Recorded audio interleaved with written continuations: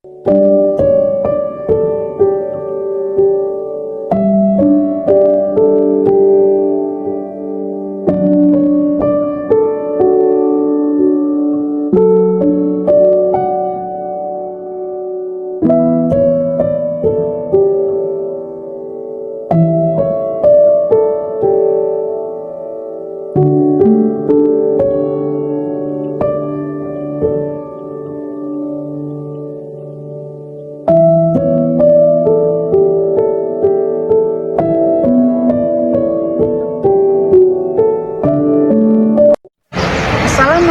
warahmatullahi wabarakatuh.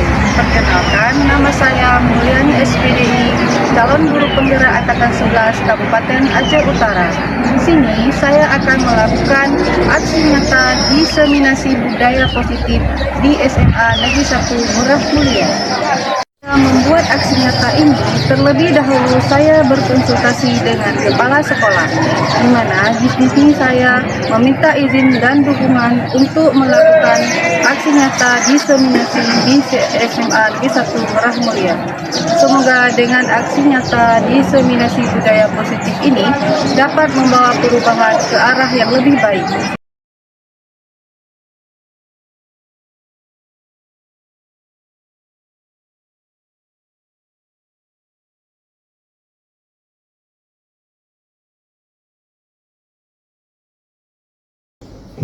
Assalamualaikum warahmatullahi wabarakatuh. Syukur alhamdulillah, hari ini kita dapat berkumpul untuk dalam rangka pendidikan calon guru penggerak SMA Negeri 1 Murah Mulia Angkatan ke-11. Hari ini, acara kita hari ini adalah aksi nyata diseminasi budaya positif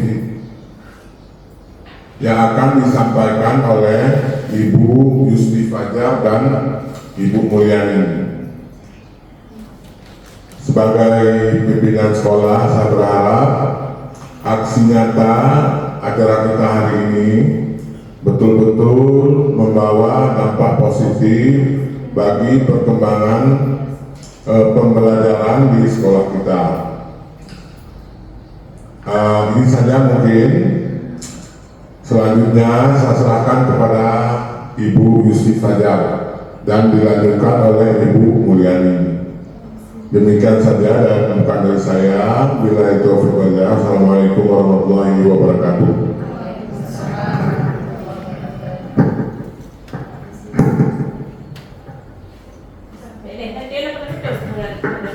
Bismillahirrahmanirrahim. Assalamualaikum warahmatullahi wabarakatuh.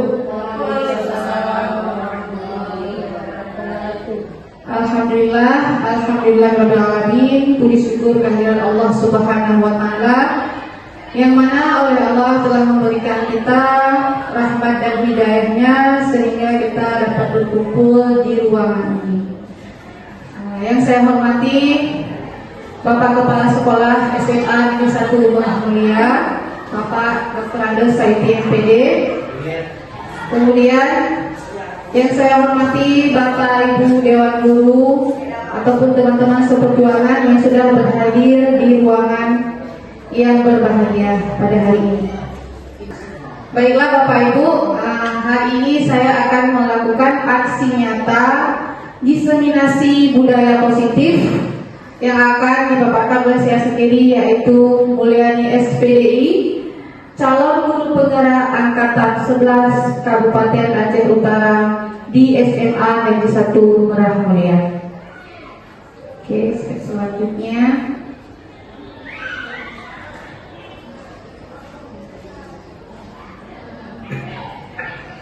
nah Bapak Ibu sekalian, sebelum saya masuk ke materi kita untuk hari ini, saya ingin membuat kita buat kesepakatan forum diseminasi ini dulu.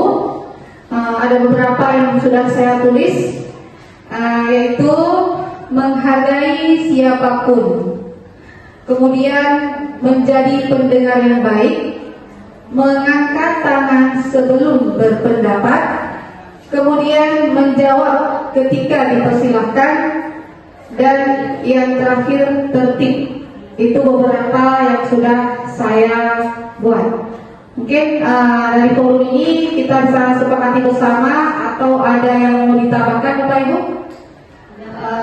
Saya persilakan. Iya, Ibu Yulia menjaga kebersihan. Ada lagi? Kira-kira kesepakatan forum diseminasi kita hari ini cukup ya? Ya, alhamdulillah. Kalau cukup boleh saya lanjutkan.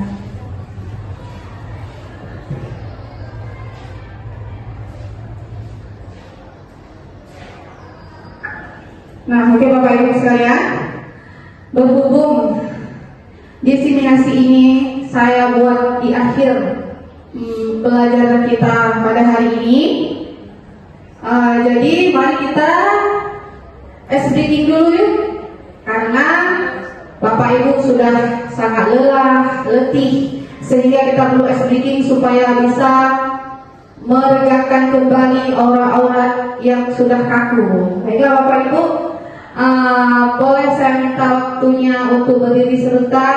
Mungkin ada yang memimpin breakingnya? Ada yang memimpin? Breaking kita judulnya yaitu selalu yes, tidak boleh dibilang no. Oke? Nah, ada yang memimpin? Ya, kita kasih kesempatan kepada Ibu Elwati untuk memimpin breaking kita. Ya, bisa silakan. Baik, terima kasih Bu Mul sebagai CGP Angkatan 11 dari SMA Muhammadiyah. Baik Bapak Ibu, biar kita semangat menggantikan lelah kita, bukan lelah berarti ya tadi ya. Kita baru selesai menjalankan proses PBM kita, supaya kita lebih semangat lagi pada siang ini. Mari kita sama-sama kita breaking ya Bu ya. Breakingnya apa? Selalu yes, tak pernah no.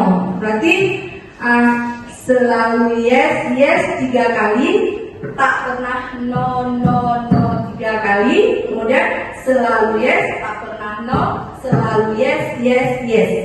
Bisa dipahami Bapak Ibu? Sehat. Dan 1, 2, 3, selalu yes, yes, yes, tak pernah no, no, no, selalu yes, yes, yes, no, selalu yes, yes, yes. Sepertinya itu sekali lagi boleh ya? Boleh ya? 3, 1, 3. Pada terakhirnya yes saja, tidak lagi no. Ya, selalu yes, yes, yes, tak pernah no, no, no. Selalu yes, tak pernah no. Selalu yes, yes, yes. Oke, boleh kita menyanyikan dulu Bu Era. Terima kasih untuk breakingnya pada hari ini. Semoga dengan breaking tadi kita lebih fokus dalam menerima apapun yang saya paparkan pada hari ini. Nah, intisari ya dari breaking tadi, mungkin ada yang berpendapat intisari dari selalu yes, tak pernah no. Maksudnya pasti ada sesuatu di balik itu semua. Ya Ibu Era, kita persilakan. Selalu yes, tak pernah no. Baik, kenapa selalu yes, tak pernah no? Itulah kita sebagai pendidik. Apapun tugas yang diberikan untuk kita seorang pendidik dalam mendidik peserta didik kita, kita tidak pernah mengatakan no. Kita selalu yes, tak pernah no. Apapun itu rintangannya, kita selalu menjalankannya dengan semangat. Seperti itu Ibu, terima kasih. Ya, terima kasih Vera, bagus sekali ya. Maksud dari breaking tadi, seorang guru kita tidak boleh mengatakan tidak, selalu sudah siap untuk mengerjakan tugas kita sebagai seorang guru. Alhamdulillah, terima kasih Bu Ibu Era.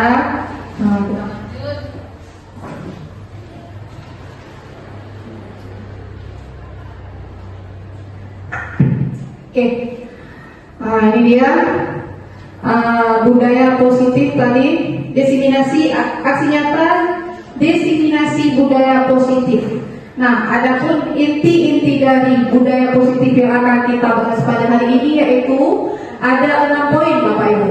Yang pertama ada disiplin positif, kemudian yang kedua ada motivasi perilaku manusia, kemudian yang ketiga keyakinan kelas atau keyakinan sekolah, yang keempat kebutuhan dasar manusia, yang kelima posisi kontrol restitusi, dan yang keenam segitiga restitusi.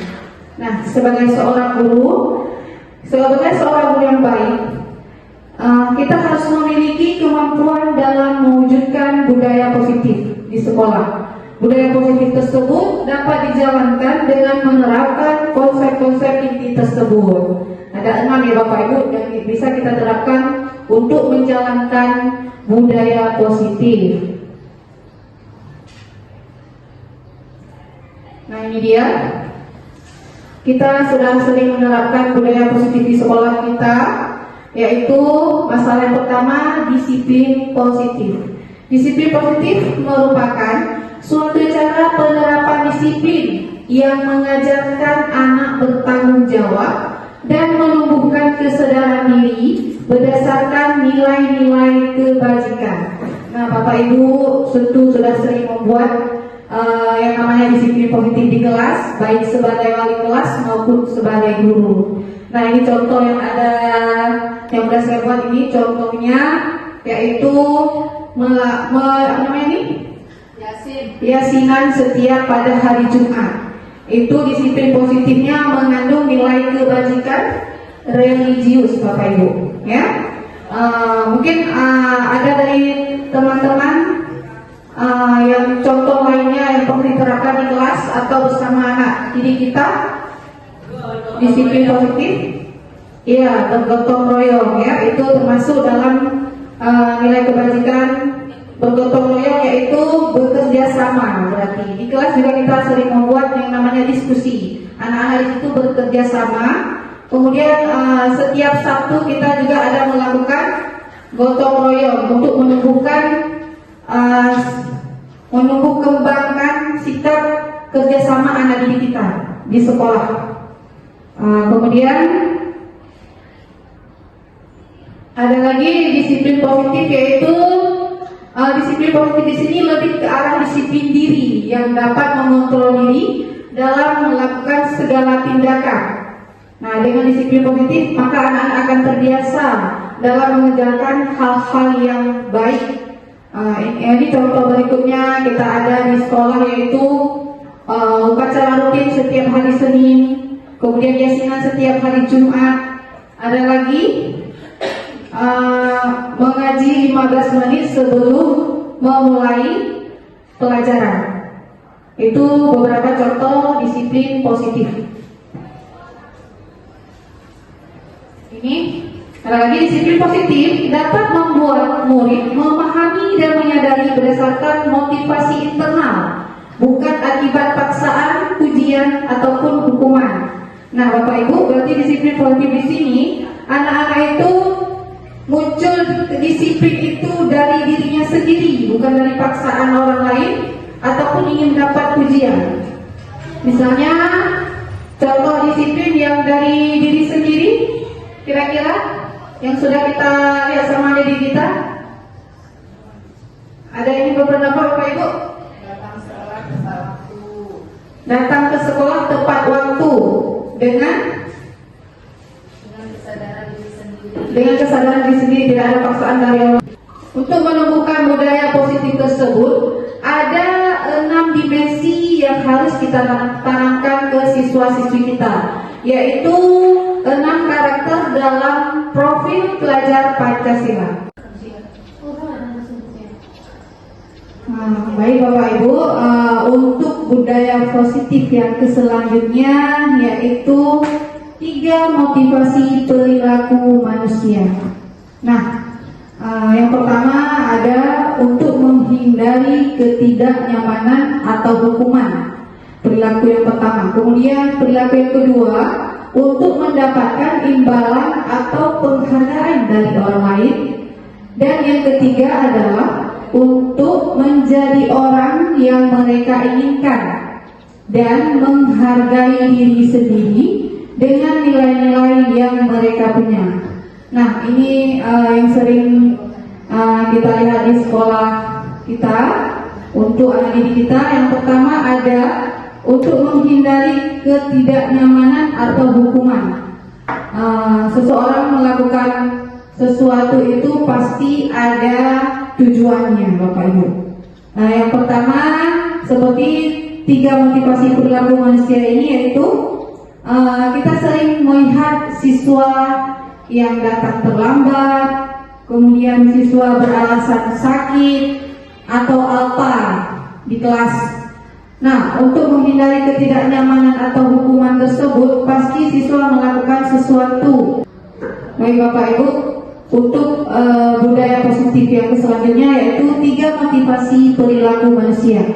Yang pertama ada untuk menghindari ketidaknyamanan atau hukuman. Yang kedua untuk mendapatkan imbalan atau penghargaan dari orang lain. Yang ketiga untuk menjadi orang yang mereka inginkan dan menghargai diri sebagai diri sendiri dengan nilai-nilai yang mereka percaya. Nah, contoh yang pertama mungkin ada kasus siswa yang sering datang tepat waktu ke sekolah, yaitu dia bisa untuk menghindari hukuman dari guru ataupun piket. Dia pasti akan datang tepat waktu ke sekolah. Itu contoh untuk menghindari ketidaknyamanan ataupun hukuman. Ataupun dia piket datang lebih cepat saat piket di kelas. Nah, berikutnya ada untuk mendapatkan imbalan atau penghargaan dari orang lain. Ini ada yang berpendapat Bapak Ibu gimana? Untuk mendapatkan imbalan atau penghargaan dari orang lain. Mungkin bisa Bapak Ibu kasih pendapat tentang motivasi perilaku manusia yang kedua. Oke, baik Ibu Yusti.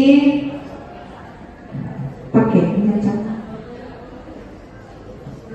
saya silakan ke Ibu Yusti. Assalamualaikum warahmatullahi wabarakatuh.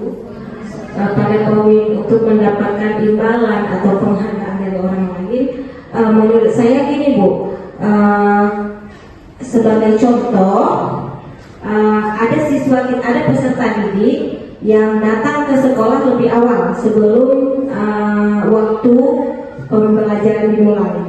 Tujuannya adalah karena si peserta didik ini tahu di sekolah kita ada pemberian reward atau hadiah untuk siswa yang datang lebih awal. Gitu Bu menurut saya. Terima kasih. Wassalamualaikum.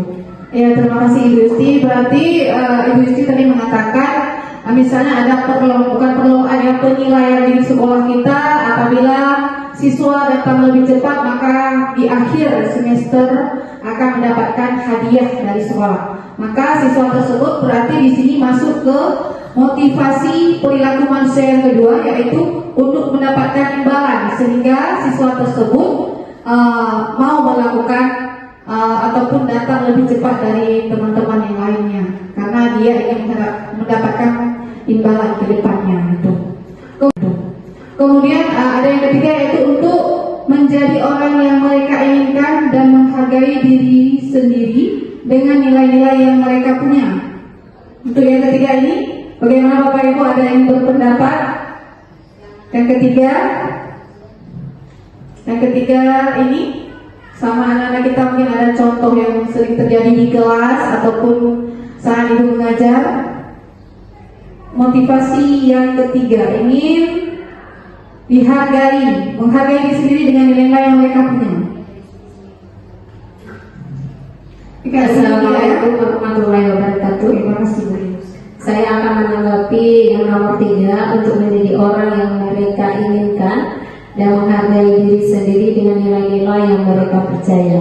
Nah, di sini kita sebagai guru terlebih dahulu kita mengetahui bagaimana karakter murid kita. Kemudian mereka ingin nilai-nilai yang mereka percaya itu adalah yang menonjol. Tentunya kita sebagai guru, kita akan mengkaji murid tersebut dengan memberikan penghargaan atau pujian supaya siswa-siswa tersebut senang dan bersemangat dalam pembelajaran. Begitu saja Bu Mulyani. Terima kasih.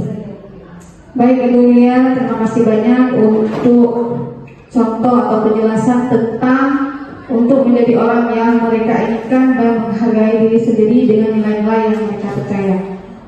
Kemudian kita next ya.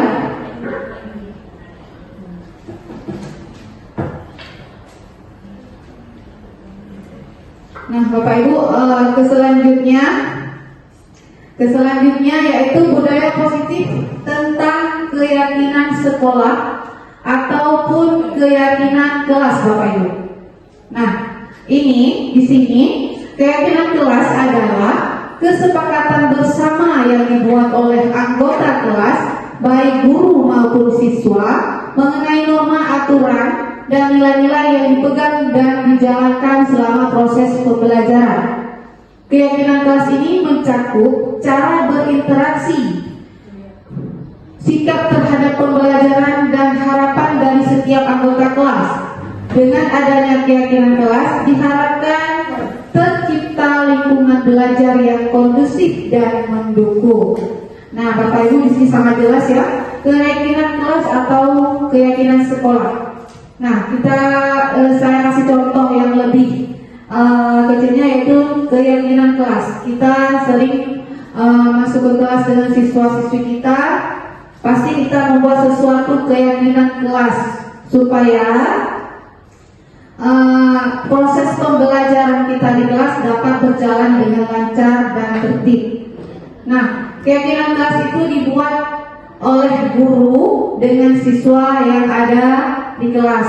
Misalnya posisi kita sebagai wali kelas, kita bisa membuat keyakinan kelas supaya kelas kita tertib. Contohnya dengan membuat mengenai aturan atau norma-norma yang akan dipegang dan dijalankan selama proses belajar mengajar.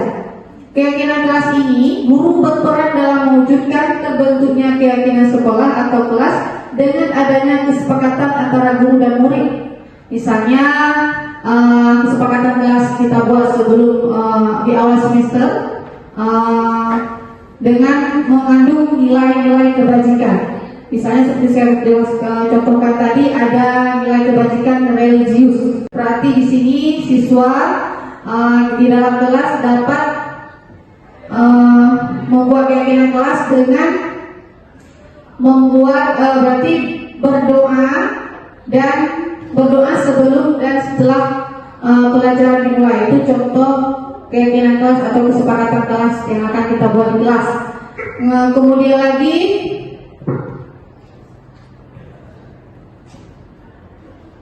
keyakinan kelas itu dibuat dengan saya buat sendiri di kelas. Saya kasih kertas post-it kepada siswa, saya bagikan, kemudian saya suruh tulis nilai keyakinan kelas yang mereka inginkan untuk kelas mereka. Kemudian setelah saya kasih, saya tulis di kertas post-it, kemudian saya tempelkan seperti yang gambar yang pertama tadi, tempelkan di depan di papan tulis. Kemudian baru kita sepakati dengan siswa-siswi yang ada di kelas, sehingga setelah kita sepakati maka akan muncullah suatu keyakinan kelas kita bersama peserta didik kita untuk kelas tersebut. Nah, keyakinan sekolah atau keyakinan kelas berupa pertanyaan-pertanyaan universal yang mudah diingat dan dipahami dan harus diterapkan di lingkungan sekolah. Kalau di keyakinan sekolah, misalnya saya bisa kasih contoh yang pernah kita jalankan juga di sekolah kita, yaitu bergotong royong. Ya Bapak Ibu, itu termasuk ke dalam keyakinan sekolah kita ya. Bergotong royong yang sering kita buat di hari Sabtu bersih ya. Itu contoh keyakinan sekolah. Kalau keyakinan kelas, contoh bisa Bapak Ibu berpendapat contoh keyakinan kelas yang sering kita buat di kelas. Silakan masuk. Boleh Ibu lihat contoh keyakinan kelas yang lain. Silakan. Menurut saya, Bu, contoh keyakinan kelas peraturan, termasuk dengan peraturan kelas.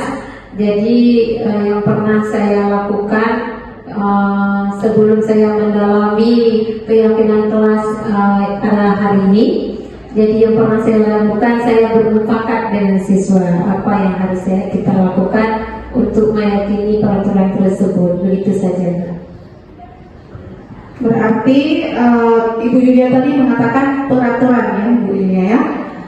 Berarti kalau ini peraturan dengan keyakinan kelas itu berbeda, ya, Bu Yulia. Kalau keyakinan kelas itu kesepakatan antara kita dengan siswa di kelas sehingga siswa tersebut sudah membuat kesepakatannya dan pastinya dia takut untuk melanggarnya. Tapi kalau peraturan yang kita buat itu otomatis siswa tersebut lupa terkadang sehingga dia mudah mengerjakan sesuatu tidak sesuai dengan peraturan yang sudah kita buat, selalu mudah dilanggar. Tapi kalau keyakinan kelas karena kita buat sepakat sama-sama sehingga insya Allah siswa kita mau menjalankannya, sehingga apabila dia lupa atau membuat kesalahan pasti dia akan teringat, oh saya membuat keyakinan kelas tadi dengan ibu tidak boleh ini misalnya, sehingga dia enggan untuk melakukan kesalahan dan membuat dia rasa malu dalam melakukan kesalahan tersebut. Kemudian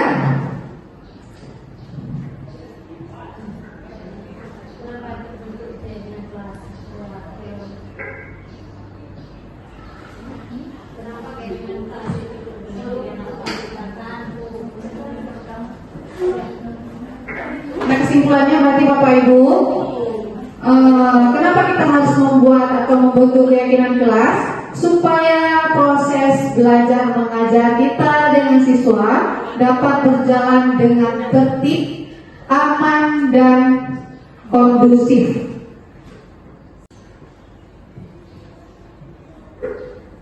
Ini contoh keyakinan kelas yang sudah saya buat di kelas 14 karena saya selaku wali kelas 14.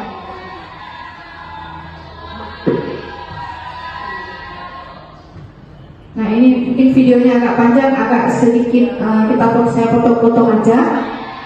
Ini hanya sekedar contoh saja. Dan Bapak Ibu saya yakin juga sudah membuat keyakinan kelas di kelasnya masing-masing.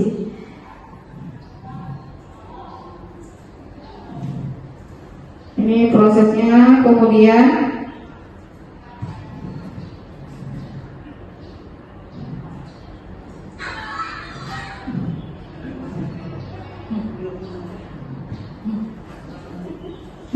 sebentar.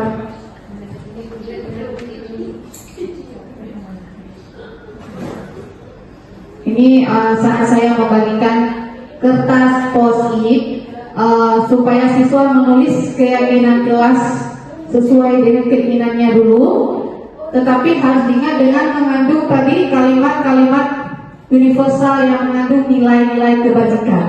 Ada religius, gotong royong, keimanan, keindahan, kerindangan dan sebagainya, Bapak Ibu. Kemudian ini siswa menempelkan hasil keyakinan kelas yang sudah dibuat menurut masing-masing. Kemudian di sini saya mengambil kesimpulannya dari hasil kertas post-it tadi. Nah, ini contoh religius, berdoa sebelum dan sesudah belajar. Kemudian, nah ini keyakinan kelas saya kelas 14 Bapak Ibu. Ada apa? 8 nilai-nilai kebajikan. Yang pertama tentang keimanan, doa sebelum dan sesudah belajar. Kemudian kebersihan, menjaga kebersihan ruang kelas. Kemudian ada keamanan, saling menjaga barang-barang di kelas. Kekeluargaan, saling berinteraksi bersama teman. Kerindangan, menjaga kelestarian lingkungan sekolah. Kerapihan, berseragam sesuai aturan sekolah. Keindahan, bersama-sama menghias ruang kelas. Nah intinya Bapak Ibu di sini dalam membuat keyakinan kelas itu tidak ada mengandung kata-kata dilarang, tidak boleh. Itu namanya kalimat universal yang mengandung nilai positifnya. Oke, baik. Tidak boleh misalnya kata-kata tidak boleh buang sampah sembarangan. Sebaiknya kita menggunakan menjaga kebersihan kelas dalam nilai-nilai yang positif. Nah, selanjutnya budaya positif yang keberapa ini sudah ya? Keempat, ya. Tentang kebutuhan dasar manusia. Nah, kita dalam menjalankan kehidupan ini pasti membutuhkan sesuatu, Bapak Ibu. Kebutuhan dasar manusia ini di sini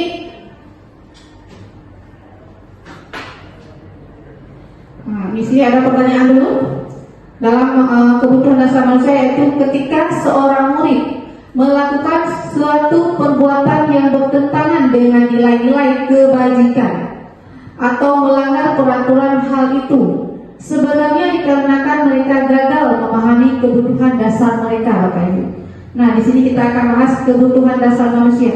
Anak-anak di sini melanggar sesuatu karena mereka gagal memenuhi kebutuhan dasar mereka. Oke, dan Bapak Ibu bisa memberikan pendapat, contohnya misalnya sesuatu yang pasti tidak terpenuhi. Anak-anak melakukan sesuatu, mereka gagal memenuhi kebutuhan dasarnya pasti karena sesuatu yang tidak terpenuhi dari diri siswa tersebut. Mungkin ada yang berpendapat, contohnya misalnya apa gitu. Oke, baik Ibu, saya silakan. Baik, terima kasih Bu Yani. Saya akan beri satu contoh kebutuhan yang diperlukan oleh anak-anak. Misalkan anak-anak itu suka mengganggu temannya. Nah, jadi ketika mereka itu mengganggu, ya, temannya pasti ada sesuatu yang belum terpenuhi. Nah, apakah itu dia kesenangan ataupun kebebasan? Ya, intinya dia pasti menginginkan sesuatu sehingga dia suka mengganggu temannya. Pasti ada alasan tersendiri. Itu menurut saya. Terima kasih. Ya, benar sekali Ibu Samia. Anak-anak melakukan sesuatu yang dilanggar di sekolah pasti ada sesuatu yang belum terpenuhi dalam dirinya itu. Misalnya ada contoh lain, saya bisa kasih contoh. Siswa-siswa itu aja yang sering datang terlambat. Kita sering berdiri di pintu sebagai guru piket, berdiri di tegar. Pasti kita melihat siswa-siswa tersebut sering datang terlambat. Pasti ada sesuatu kebutuhannya yang belum terpenuhi.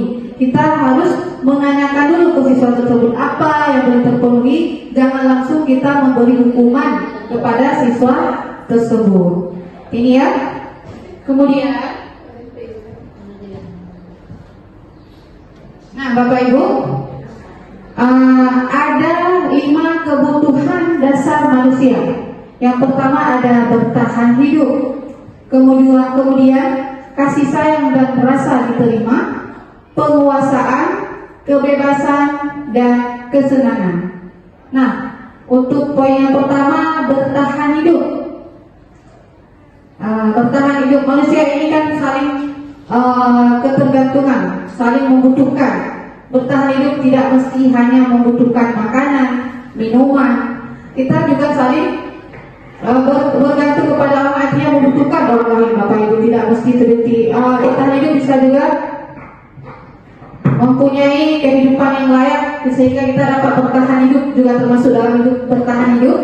Kemudian ada rasa kasih sayang dan rasa diterima. Nah, rasa kasih sayang ini, kebutuhan dasar manusia ini, rasa kasih sayang. Seperti saya jelaskan tadi, rasa kasih sayang ini termasuk dalam kita membutuhkan orang lain untuk bertahan hidup. Kemudian kasih sayang dan rasa diterima, artinya dimanapun kita berada, kita butuh dukungan ataupun disayang, didukung oleh orang lain, Bapak Ibu. Kebutuhan dasar manusia yang selanjutnya adalah penguasaan. Berarti bisa saya kasih contoh kecil di kelas kita saat mengajar. Siswa akan mempunyai karakteristik dan kognitif atau pengetahuan yang berbeda-beda, Bapak Ibu. Di sini ada siswa yang mampu dalam materi ini, materi matematika, tetapi tidak mampu dalam materi biologi ataupun bahasa Inggris. Berarti dia penguasaannya di sini lebih ke ilmu eksak ataupun ilmu matematika dalam hitung ya, penghitungan eksak. Bapak Ibu ada yang berpendapat tentang kebebasan, Bebas mengeluarkan ide-idenya, bebas mengeluarkan ide-idenya, bebas berkreasi, ya berarti tanpa dikekang oleh orang lain. ya bebas berpendapat ataupun berekreasi tanpa dikekang oleh orang lain. Seperti kita membuat keyakinan kelas tadi sesuai dengan keyakinan dia masing-masing, tidak ada kita paksakan, sehingga aturan kelas tersebut dapat diterima sehingga mudah dalam dijalankan oleh siswa tersebut. Oke, kebutuhan dasar manusia yang terakhir yaitu kesenangan. Kesenangan di sini kita bisa lihat di kelas siswa-siswi kita dapat belajar dengan gembira, dalam menerima materi yang kita jelaskan pun mudah. Karena dia, kenapa?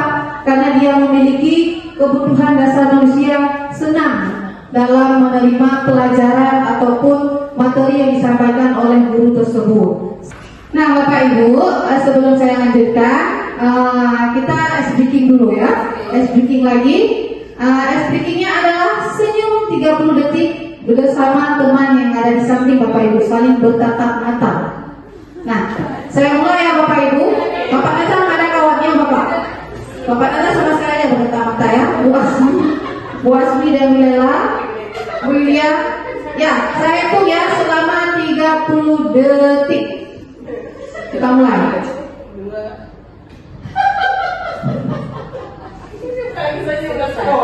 Senyum. Oke, terima kasih. Saya buat belajar terima kasih banyak. Nah, dari speaking tadi saya sudah nampak dari wajah teman-teman nilai-nilai positifnya sudah keluar. Oke, selanjutnya budaya positif yang kelima yaitu posisi kontrol restitusi. Nah, kita sebagai seorang guru pasti kita belum tahu di manakah kita berada di posisi kontrol restitusi ini. Ini saya buka dulu yang pertama yaitu guru sebagai penghukum. Posisi yang kedua yaitu guru sebagai pembuat merasa bersalah. Yang ketiga adalah guru sebagai teman. Yang keempat adalah guru sebagai pemantau. Dan yang kelima adalah guru sebagai manajer. Nah, kita di sini sering saya kasih contoh dulu yang sering kita lakukan untuk murid-murid kita di sekolah, yaitu misalnya ada siswa datang terlambat, kita pasti melakukan sesuatu di situ. Apa ya? Biasanya kita lakukan, siswa sering datang terlambat, siswa tidak pernah pikir. Gimana Ibu? Menghukumnya boleh langsung dengan menghukum. Iya, dengan menyuruh mereka menyapu halaman sekolah, membuang sampah dan lain-lain sebagainya dalam bentuk hukuman. Nah, berarti posisi kita berada di posisi yang satu sering kita lakukan, berarti dengan posisi menghukum. Kemudian itu belum saya paparkan, saya kasih contoh yang sering kita lakukan di sekolah. Kemudian ada yang kedua adalah guru sebagai pembuat merasa bersalah. Nah, kalau ini bagaimana kira-kira? Kalau tadi siswa datang terlambat langsung kita beri hukuman, berarti itu posisinya adalah guru sebagai penghukum. Yang kedua ada guru sebagai pembuat merasa bersalah. Nah, di sini posisi guru sebagai pembuat merasa bersalah, guru di sini menanyakan. Alhamdulillah setelah kita melakukan speaking tadi, maka sudah nampak wajah-wajah keceriaan sehingga kita dapat melanjutkan materi yang selanjutnya, yaitu posisi kontrol restitusi. Ada 5 posisi kontrol restitusi, yaitu guru sebagai penghukum, guru sebagai pembuat merasa bersalah, guru sebagai teman, guru sebagai pemantau, dan guru sebagai manajer. Kita lihat Bapak Ibu ya, bagaimana itu guru tersebut dari poin 1 sampai poin 5.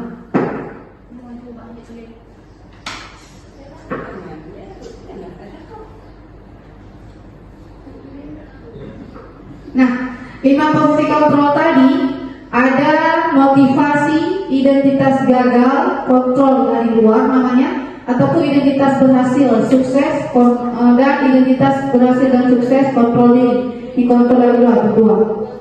Kemudian guru sebagai pembuku, di mana di sini guru sering menghardik, menunjuk-nunjuk atau menyakiti dan menyindir sebagai pembuku.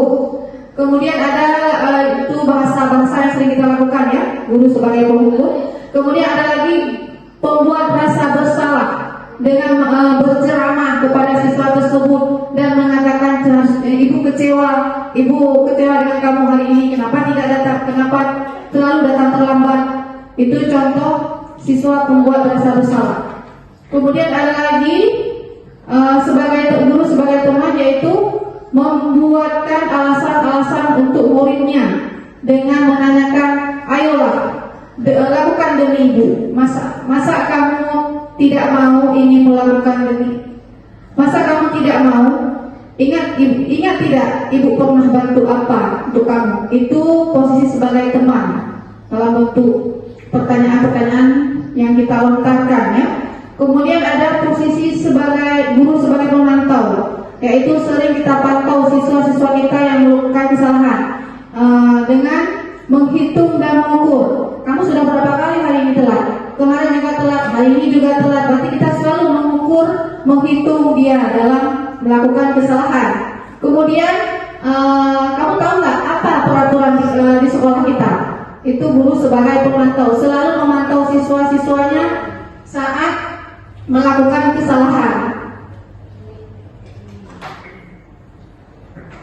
Oke, terima kasih. Kemudian ada lagi posisi sebagai manajer, di mana bisa guru berbuat dengan mengajukan pertanyaan-pertanyaan. Contohnya, apa yang kita yakini ataupun apa yang kau kerjakan untuk memperbaiki kesalahanmu, nah itu sebagai manajer. Kemudian dari kelima posisi kontrol ini, kira-kira Bapak Ibu di sekolah ataupun di kelas sering berada di posisi yang mana kira-kira? Sebagai pemantau kah? Posisi manajer. Bapak Ibu sering berada di posisi manajer. Ibu Yulia? Ya. Bagus sekali ya, Ibu Yulia posisinya sebagai manajer. Iya, Ibu Asmi berpendapat kalau beliau sering ada di posisi 5 ini, posisi kontrol ini. Saya juga seperti itu sebenarnya Bapak Ibu. Sebenarnya kita sering melakukan hal-hal di luar kontrol kita. Ya, semua sering kita lakukan. Nah, tetapi yang ingin kita bahas di sini adalah seharusnya kita sebagai guru, kita harus memiliki posisi yang mana Bapak Ibu? Manajer. Karena dengan posisi manajer ini, di sini dengan melakukan pertanyaan yang apa yang kau lakukan, apa yang bisa kau kerjakan untuk memperbaiki memperbaiki kesalahan dia, dengan pertanyaan-pertanyaan yang lembut, yang penuh rasa kasih sayang, sehingga siswa akan mengingatnya dan tidak mengulanginya lagi kesalahan yang telah dia buat. Ada 5 posisi kontrol restitusi, yaitu guru sebagai pembuku, guru sebagai pembuat merasa bersalah, guru sebagai teman, guru sebagai pemantau, dan guru sebagai manajer. Kita lihat Bapak Ibu ya, bagaimana itu guru tersebut dari poin 1 sampai poin 5.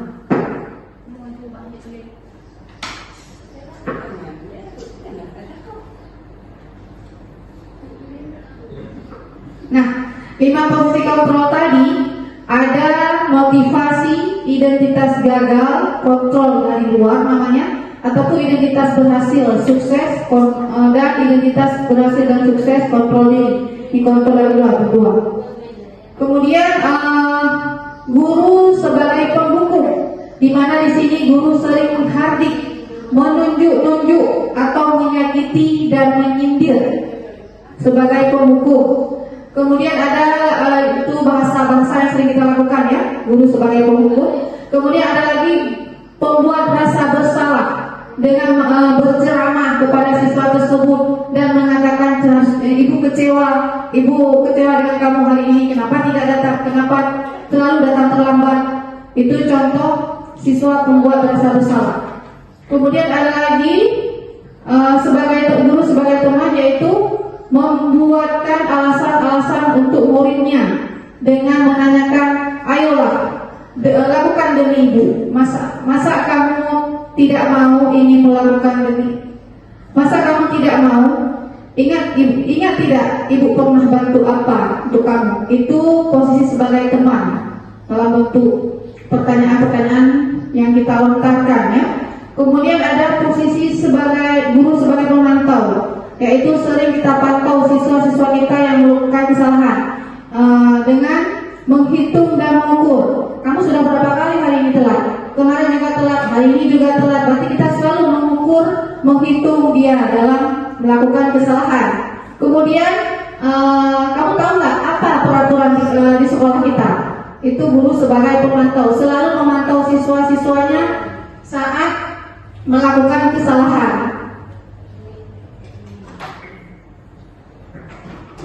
Oke, terima kasih. Kemudian ada lagi posisi sebagai manajer, di mana bisa guru berbuat dengan mengajukan pertanyaan-pertanyaan. Contohnya, apa yang kita yakini ataupun apa yang kau kerjakan untuk memperbaiki kesalahanmu, nah itu sebagai manajer. Kemudian dari kelima posisi kontrol ini, kira-kira Bapak Ibu di sekolah ataupun di kelas sering berada di posisi yang mana kira-kira? Sebagai pemantau kah? Posisi manajer. Bapak Ibu sering berada di posisi manajer? Ibu Yulia? Ya. Bagus sekali ya, Ibu Yulia posisinya sebagai manajer. Iya, Ibu Asmi berpendapat kalau beliau sering ada di posisi 5 ini, posisi kontrol ini. Saya juga seperti itu sebenarnya, Bapak Ibu. Sebenarnya kita sering melakukan hal-hal di luar kontrol kita. Ya, semua sering kita lakukan. Nah, tetapi yang ingin kita bahas di sini adalah seharusnya kita sebagai guru, kita harus memiliki posisi yang mana, Bapak Ibu? Manajer. Karena dengan posisi manajer ini, di sini dengan melakukan pertanyaan yang apa yang kau lakukan, apa yang bisa kau kerjakan untuk memperbaiki memperbaiki kesalahan dia, dengan pertanyaan-pertanyaan yang lembut, yang penuh rasa kasih sayang, sehingga siswa akan mengingatnya dan tidak mengulanginya lagi kesalahan yang telah dia buat. Apabila siswa berkesalahan, bisa kita letakkan pertanyaan-pertanyaan seperti ini dengan menggunakan segitiga restitusi. Ini ada contoh video yang sudah saya lakukan dengan murid saya di kelas.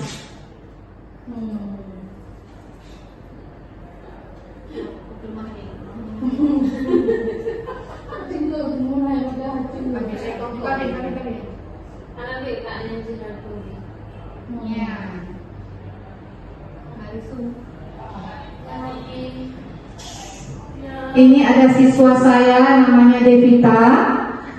Dia sering datang terlambat ke sekolah, sehingga saya penasaran dan saya melakukan dengan segitiga restitusi tadi.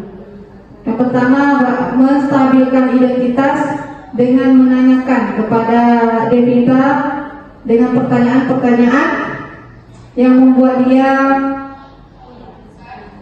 dengan menanyakan kepada siswa tersebut tentang kesepakatan apa yang sudah dilanggar di kelas kita.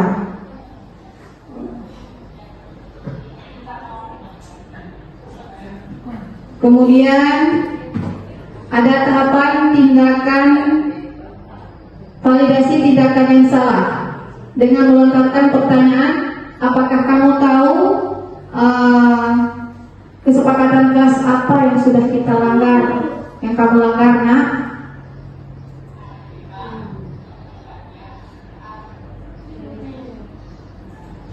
Kemudian terakhir ada menanyakan keyakinan, ataupun ini pertanyaannya yang memberikan solusi ya untuk siswa tersebut, sehingga Devita ini tidak mengulanginya lagi dan tidak mengulanginya datang terlambat. Karena kita kalau tidak melakukan segitiga restitusi ini, kita tidak tahu apa sebab siswa tersebut jadi datang terlambat. Berarti kita kembalikan ke 5 posisi kebutuhan manusia tadi. Berarti ada yang tidak terpenuhi dari Devita ini, Bapak Ibu. Berarti dia sudah terlambat. Di sini dia menjelaskan karena sering main HP di malam hari sampai jam tengah malam, sehingga dia paginya terlambat bangun sehingga terlambat ke sekolah, telat bangun sehingga terlambat ke sekolah. Nah, di sini di segitiga restitusi ini kita bisa memberikan solusi untuk anak tersebut supaya itu tidak terulang lagi.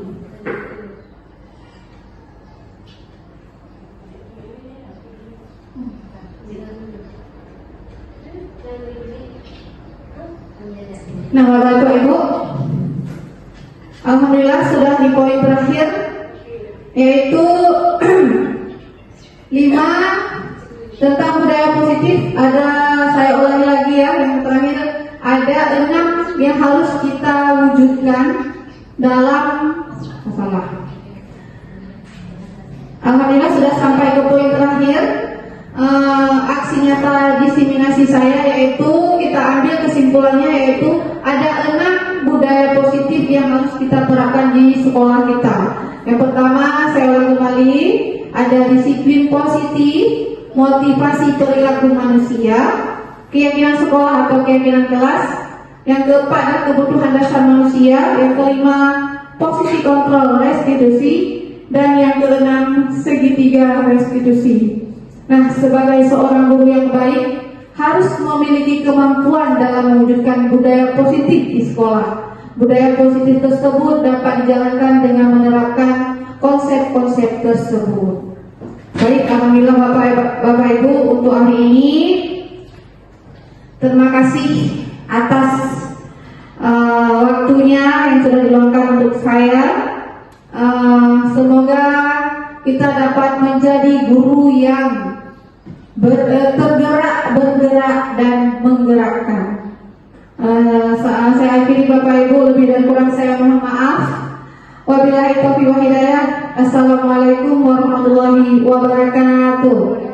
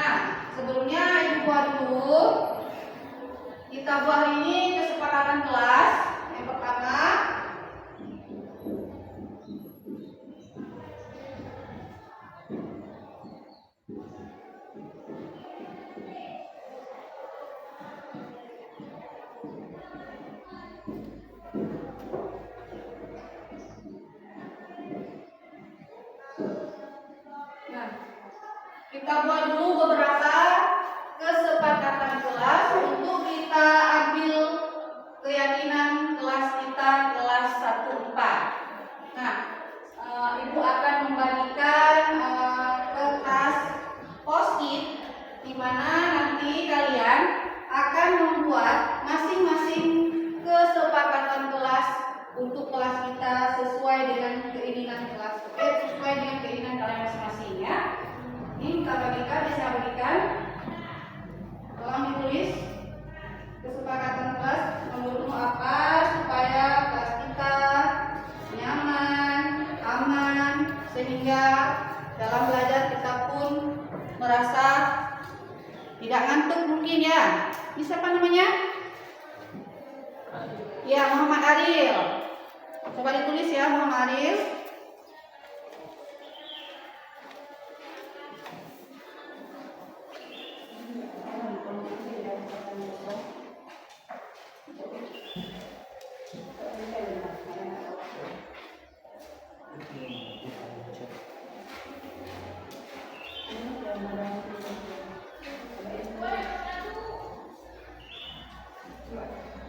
Oke, sudah siap?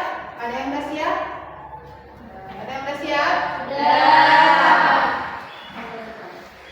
Nah, kalau sudah siap, boleh ditempelkan untuk kesepakatan kelasnya sebelah sini. Sebelum kita mengambil keyakinan kelas kita. Nah, keyakinan kelas kita. Boleh ditempelkan. Silakan maju ke depan untuk ditempelkan sebelah kiri ya. Ini. Bangun terus sampai siap.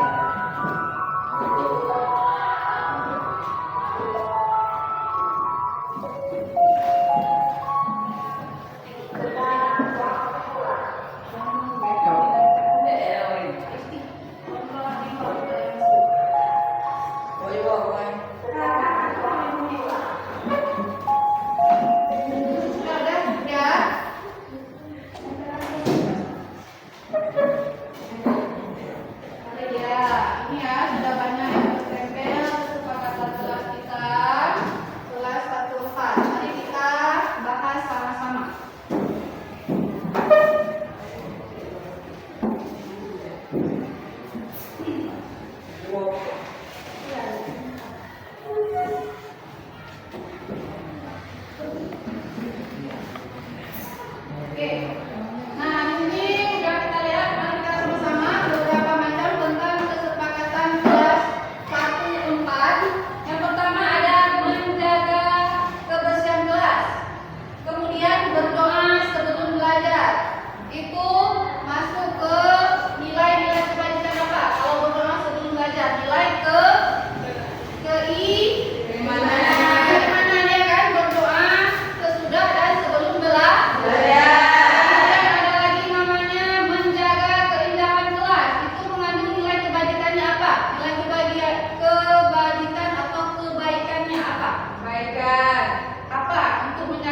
Kelas itu nilai kebaikannya adalah keindahan, betul. Kemudian ada lagi menghargai teman, itu masuk nilai kebaikannya apa? Kekeluargaan. Ya, siapa namanya? Intan Mazatila. Oke, kemudian kita cari lagi apa lagi yang muncul di sini? Tanggung jawab. Itu apa nilainya? Nilai kebaikannya? Tanggung jawab juga masuk ke dalam tanggung jawab. Nilai kebaikannya tanggung jawab ya, ada langsung. Kemudian ada lagi berseragam sesuai aturan sekolah. Ya, itu masuk ke dalam.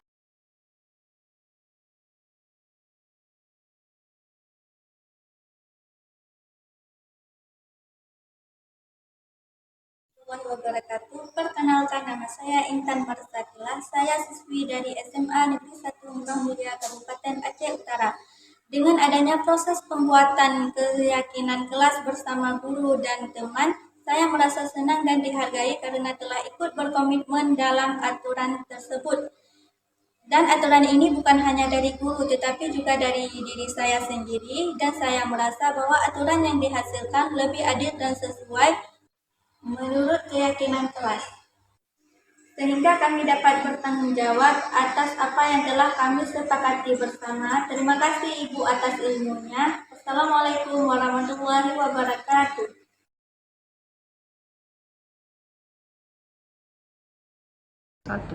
Assalamualaikum warahmatullahi wabarakatuh. Perkenalkan, saya Erawati SPD, salah satu guru dari SMA Negeri 1 Murah Mulia, yang namun menjadi salah satu peserta yang mengikuti diseminasi yang dilaksanakan oleh para CGP Angkatan 11 berasal dari SMA Negeri 1 Murah Mulia.